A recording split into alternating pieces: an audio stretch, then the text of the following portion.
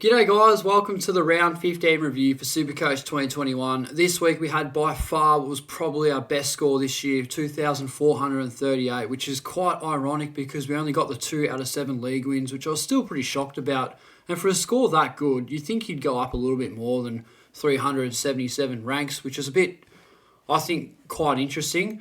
I think what cost me a little bit is I'm still obligated to field 2 rookies in the forward line because I haven't done enough upgrades in there. I still got 5 trades left, so that's probably going to set me back a little bit. I do have all the good premiums, but it's been slow movement with upgrades and stuff. We are short with cash and rookie gen, so it's been a bit rough at the moment. But look, we'll see how we go. I'll have a look at the side and assess it and see how we go coming into round 16. It was the first week with almost the full team. First week after the buys, which is really good, and we'll have a look at it. So in defence, Tommy Stewart finds himself sitting at D1. Ironically, only scored the 58, which is really disappointing for him. I knew he was going to score bad straight away before the ball even bounced because he went and lined up on Charlie Cameron and played a lockdown role on him, which was quite concerning. So non-owners will be very happy there. Jake Lloyd, really disappointing game from him, but look, he's been so solid and consistent for us all season. I think we can just take that. Lockie Whitfield, I was quite sceptical on this pick at the start, but he has a piss easy fixture and he loves playing against teams outside the 8. Just tramples all over him, and it looks like a good pick. I think it was ideal bringing him in. Stephen May, 107, that's absolutely fine. I had plans to sort of sideways trade him to Mills, really. I'm not sure if that's going to eventuate. I do have to keep taking rookies off the field, as you guys will see in the forward line. It's an absolute shamble down there. I don't even want to look at it, to be honest. But no, I think May's almost the least of my concerns, really. Jaden Short, not too bad. 101, you take that. Didn't really see much of the game. Probably one of the more boring games I've watched this season. Maybe tuned in for a quarter and just thought, not for me. So, that's fine. And Jordan Ridley, that's what could have been from this bloke. He was on 17 at halftime, 92% effective.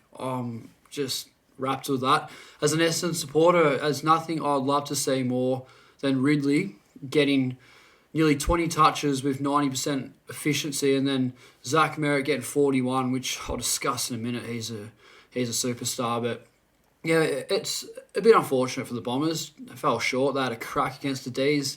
I couldn't have asked for anything more. Just didn't take our chances, but enough of that. The coverage isn't too bad. Bianco, I think he's fine to hold there for the rest of the season. I doubt any of these players in the back line are going to get injured or omitted. They probably will now, I've said that. But no, it looks good. I think minimal coverage is fine. We'll have a look at the midfield, and I'm absolutely frothing here. So we've got Bont captain, and 2 weeks in a row now, he's been the highest scoring player in my squad. And it's not every week that you get to captain the highest scoring player. So really happy with that. I VC'd Lions. That wasn't the right move. I thought, what I actually thought was, I thought I could actually play in Geelong, which was a bit interesting. They weren't. They played up in Brisbane. I thought, it's been raining down there all week, and he's going to play good in the wet. But I didn't even realise. But that's okay. Bontempelli's score is mind-numbing, really. I think he wins the Brownlow. He's my prediction for this year, and I'd be pretty happy if I got that one right. He's 700k. What's going on here? 709k. That is just off your head expensive. I want to see his break even. It's probably going to be bloody 90 or something. An absolute pissant break even, I would have thought. 119. 119. I think he gets that easy. He's so far out of reach. And I bring it up all the time, but that Jordan to Bontempelli trade was probably the best trade I've done all season. It was a high risk, high reward trade because all that money is for one player. Like, I could have downgraded and done a couple of upgrades in the forward line and taken more rookies off field, but I went for the big guns, and really happy with Bontempelli. He's definitely been the best player on my team all season, and very rewarding and one to have. Jackson McRae, really good, hasn't gone below 30 touches all year, so he's a superstar. Jack Steele, I know a lot of blokes who had the VC on him. That's a fine move there. What's going on here? Clary Oliver wasn't his finest performance, was it? He'll drop a little bit of coin. It's funny how a player can go from 700k to looks like he'll be sub 600s now, but it's fine. He's a superstar. Yeah, Jared Lyons was really good too. And Laird, that's a bit disappointing from Laird. I'm pretty sure he was on nearly 100 at half time. I don't know what happened to him. I think he got tagged. It's probably the ideal move anyway. Carlton had a great win, and it was good to see them playing some nice footy for a change. So, yeah, 109 from Laird is absolutely okay. And Jally, 103, a bit disappointing. Maybe he's not quite over that ankle. He seemed fine, but, against Hawthorn, he usually smashes them basically every week. So, it's not too worrying. I don't think anything over 100 is fine. If it was 99, I'd be pretty concerned. And Zachary Merritt, this is by far my favourite player, and I can't tell you guys how excited I was when I found out he had just signed on. It wasn't really excitement, it was just a massive sense of relief, like, oh, thank God, because, I would have hated it. It would have crushed me if he left the club, and now it's sort of sunken in. He didn't have the best game last week, but when you watch him get 41 against a team that's 2 games clear on top of the ladder, it just goes to show how good he actually is for the club. And, he's huge and he's going to be a superstar. I don't know whether or not he win a Brownlow in his career. There's a lot of other good players, but, I hope he does. The coverage in the midfield is pretty ordinary. Edwards, didn't see that one coming. It's weird how a player can go 95 and get hyped up by his teammates and then come out and score 22. I know the Doggies smashed him. I think West Coast were a bit rattled. No crowd. That would have set them off a fair bit. They feed off the crowd and the big atmosphere at Optus Stadium. Anything over 50,000 at that joint, and they're almost a guaranteed win. So I think the Dogs got off very lightly there, and so did I because, Bont and Paley just starred for me.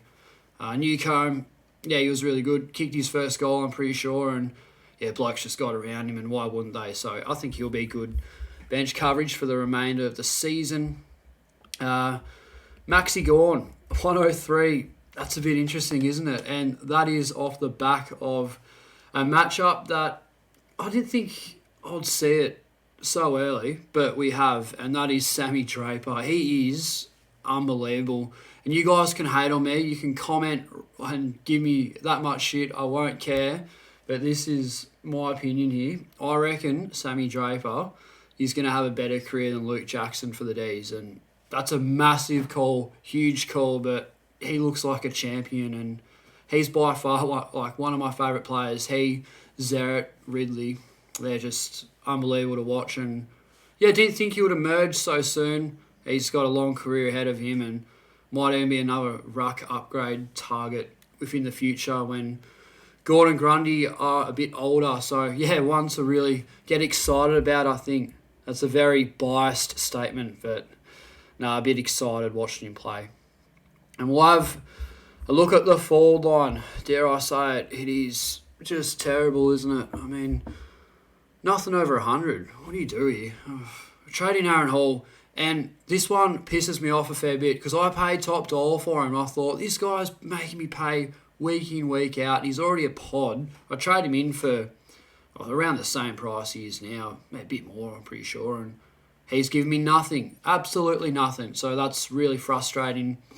I don't mind Aaron Hall. He's a great pick. But I could have got him in at a different time.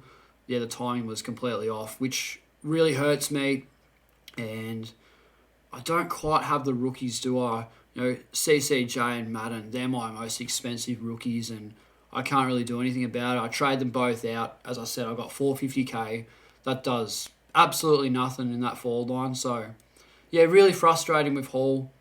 Hopefully he comes good. Had an alright week last week, but I'm very disappointed about that. Jack Zeeble and Dusty doesn't really matter what they score. Their ownership's quite high, so it's just sort of, whatever. But one Nicholas Hind, and this is one I do want to discuss a little bit on. So his game against Hawthorn was probably one of the best games I've seen from a rebounding defender. And when you see a player like that, it makes you question, like, do we miss Adam Sard? Absolutely not. And he's given us all the reason not to miss him. I know Sard played really well on the weekend, kicked a cracking goal against the Crows. But Nick Hind, he's so good to watch, and he pleaded a very good case in Tasmania last week for me to pick him. He was hard not to pick, and I went through with it, and he serves me up a 61, which is, just really unfortunate. I hope he never does that again, to be honest. And as an Essendon supporter, I thought, look, why not trade him in? It'd be a bit of a pod, and that's probably why I haven't had the best score. I do have a lot of gun primos, especially in the midfield, but I think Hind has made me pay on this occasion. And what's also making me pay are the two rookies that I have to field at F5 and F6 in CCJ and Briggsy. This one hurts a fair bit. So I had the loophole on Madden, and I go, I'm not really going to take a 51. That was a good call, but still 67 and 77. Good for rookies, terrible for primos. So that's going to make me bleed points. And unfortunately, that brings me to my trades this week. What are my trades this week? No trades. I can't trade at all. There's no point. There's this, I think he's this Williams bloke or something like that from Port Adelaide. I've got no idea about him. Scored 20. He's the only one in the forward line on the bubble. So I have no options really. I think my best bet is just to wait another week, get another jump out of Madden and CCJ. Instead of 450k, I should have 500k next week, and I'll be able to bring in Bailey Dale, who's coming off the back of a couple pretty ordinary scores, and you wouldn't mind getting him in relatively cheap because he does have a great role down back. He played half back on the weekend. Wasn't his most dominant performance, but solid. Has that role back again. They keep throwing him forward and on the wing. Doesn't really work out for him. So I feel like Bevo's going to continue to play him in defence. I hope. But from that 50-odd he scored, that's given me a great opportunity to jump on him and have a value pick in the squad. What does hurt me a fair bit is Dangerfield. Now, I know I have been writing him off all season, but he is so cheap for what he can produce now, and he's one that I would love to jump on, but I feel like I just missed the boat. I can't afford him. There's nothing I can do about it. So I think my best bet is just to play the loophole game with Bozovlagi again, try and get the best rookies on field. I think CCJ is fine. He's good for a 60 at least, it looks. So I don't think I can worry too much about him. Hey, look, with an average of 86, he's not even a bad field option anyway for a premium in the forward line. And I do worry about Briggs, but that's why I got Madden as a loophole. So, that's the team coming into round 16. What are my captains this week? I haven't even looked at the fixture. Now would be a good time to do that. And, look at this. What a blockbuster game we got here. Gold Coast, Richmond on a Thursday night. I can't wait to watch that one. Geelong, Essendon down in Geelong. Oh, gee, that's going to be fun, isn't it? Melbourne against Matthew de Boer. Yeah, that's going to be fun as well. Looks like another hard week with captaincies. Brisbane versus Adelaide. VC Lions again? Not sure yet. Maybe. We'll see how we go. I'm not even going to have a VC. We're just going to leave it like that. VC Lions for Bont and Pally. If Lions goes 130, I don't even know I'm going to take that, because Bont and Pally against North Melbourne could be absolutely anything. If he can score 150, 156 against West Coast in Perth, what's he going to do to North Melbourne at home at Marvel? So, I can't wait for that one. Someone's calling me. Go away. But I'll probably just wrap the video up here. I don't know what's going on. There's not really a whole lot to talk about. The computer's having a bit of a spastic time. It's been pretty rough uploading videos. I do apologise. We didn't do the podcast last week, or we did it. We weren't able to upload it. I don't know what's going on with Skype. We'll have a bit of a look at it. Myself and DR. We've been doing Swordplay podcasts every Tuesday night. So we did do one. Just haven't been fortunate enough to upload it. We'll try again tomorrow night. and see how we go, because yeah, we've been having a lot of fun, and it was pretty annoying not to be able to do that. So yeah, there's nothing personal, guys. Like, we just couldn't get it up. I tried, he tried, and oh no, what's going on? We'll just have another crack at it Tuesday night and see how we go. But that's it from me this week. Hope your team went good and you're pushing up really high in the ranks. I know I'm not too bad. Just got to get those 2 rookies off the field and should be set for a good end of the year. So that's just about it from me, guys. Take it easy, and I'll see you in the next video.